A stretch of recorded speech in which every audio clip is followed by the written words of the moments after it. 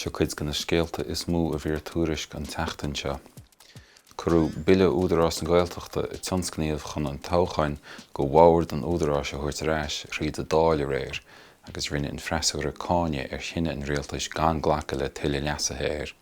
Dúirt sin féin gur power grab a bhí a gcinne ar na Gaeltachta chuir le líon na máil ó ranaín an tarra hain ar bhhabhar de údarrás na Gaeltachta.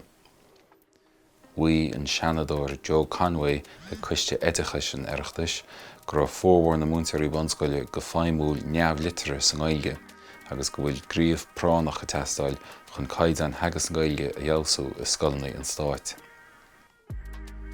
Dúirt an tuachtarán Catherine Connolly gur cúismhór éimrí an mhail atá astrú achtaní an oireachtais agus gur gá shínú go mbeidh na heachtaní ar fáil go dá hangach. Dúirt si go bhfuil an mhail soiléirí a hain mar go dagan na heachtaní faoin na bráid mar uachtarán i Merle amháin. Dúirt an Tara Gaeltachta Dara Cleary nach bhfuil aontú an go fóil idir a hain agus an Tara Tithíochta James Brown.